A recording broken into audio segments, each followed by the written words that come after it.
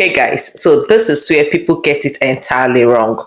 When it comes to studying in Canada, there is no age limit. In fact, you can come to study in Canada at age 40 or even 50. So studying in Canada, they didn't put like this particular age, you can't come to school, just the way it is in Nigeria. You can go to school any age. However, you need to consider how you can transition to become a permanent resident. That is where age has to play a major role because when it comes to age, you get some points that can add to your comprehensive ranking score.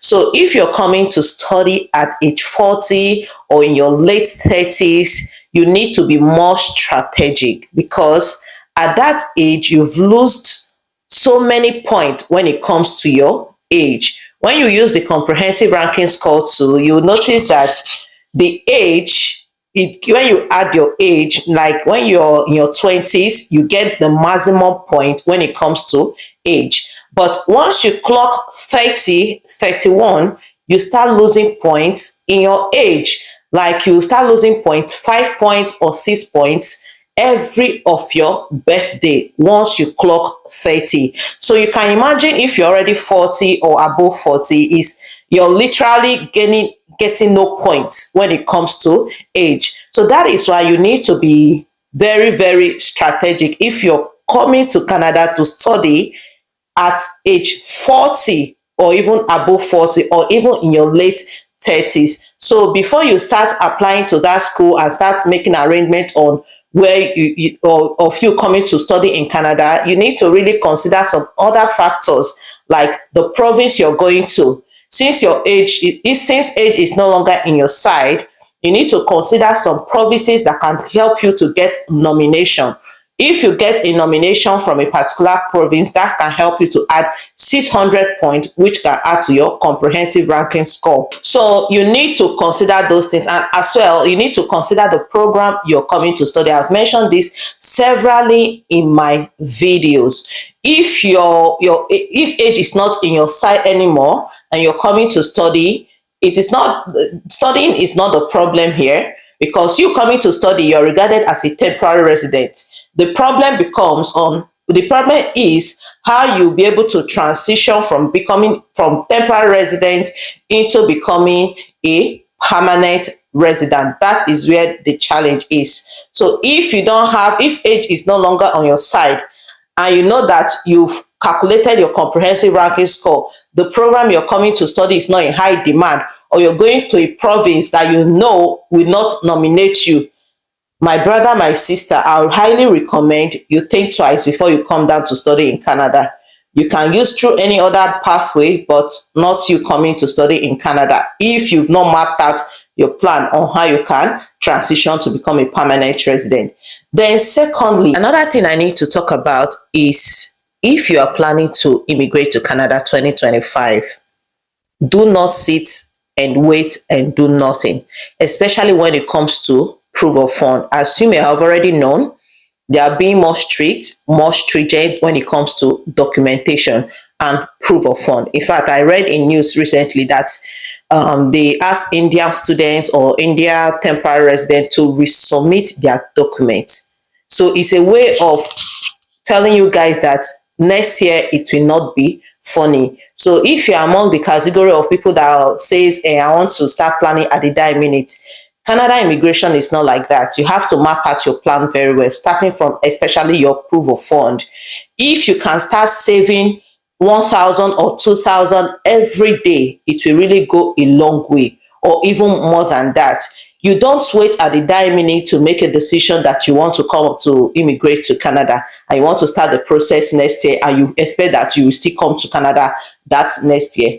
It will not happen. So this is already December as at the time I'm filming this video. I would highly recommend you guys start putting up your plans. Okay, start reading for that IELTS, start reading for that TEF Canada. If you've not started studying French, this is the time for you to start studying French.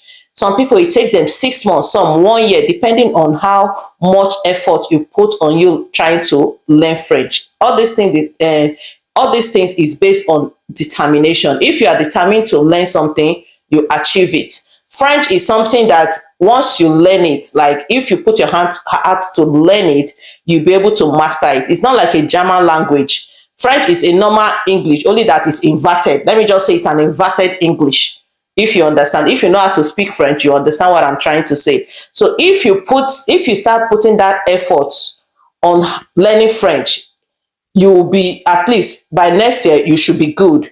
If you've been watching my video and you've started learning French, I think at the end of this year, you must have mastered some basics when it comes to French, because this French thing, I started hammering it since early this year, a bit late last year. That was when I started talking about this French, when they introduced the category-based draw. So if you are taking my recommendation or my advice, by now you should be like a pro when it comes to French, and then you can write the TEF Canada.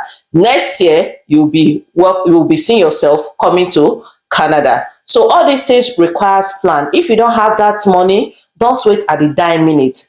You're doing something, you're not just seated. I know that Nigeria is so difficult right now.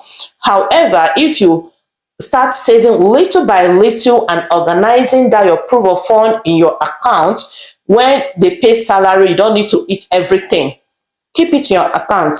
Let your savings be your savings. Or if you know that you will temper money in your savings, there are lots of investment accounts. That's what I did.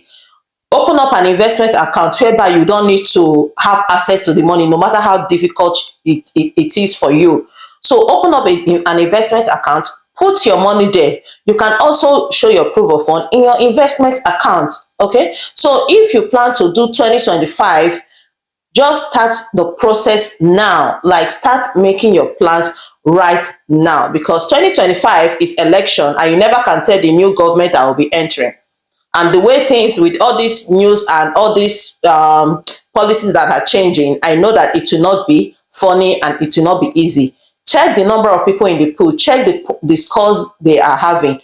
Then use the comprehensive ranking score to know what you need to do to meet up with the scores of the people in the pool. That can help you to plan. The only thing that can help you to plan very well is that comprehensive ranking score too.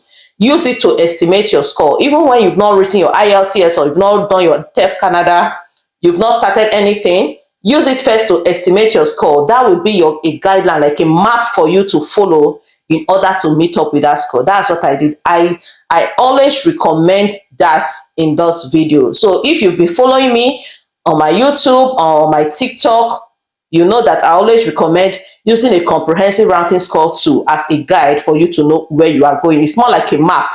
Without a map, you will not know your destination, especially if it's a new location. Same thing with this Canada immigration. If you don't use that comprehensive ranking score tool, you don't know the target you want to have when it comes to IELTS, like the result you want to have. Then when it comes to TEF Canada, you don't know the point you want to have. So when you use that the comprehensive ranking score tool, it guides you on what you need to achieve and when you need to achieve it. That is what that comprehensive ranking score tool takes it as a map. Without it, you're as good as you just moving blindly and you don't know where you are. Check the people in the pool, use the comprehensive ranking score tool to estimate your score and pursue your target. Start right now. Do not wait. Don't say, I want to come to Canada next year and I'll start the process next year. It doesn't work like that. So the earlier that you start, the better. Okay. So guys, if you have any question, please put it in the comment section and I can reply you. If it's something I have to explain, and I'll use a video to explain it. See you guys in my next video. If you've not subscribed to my channel, please hit the subscribe button, and thanks to everyone that have subscribed. Thank you so much and see you in my next video.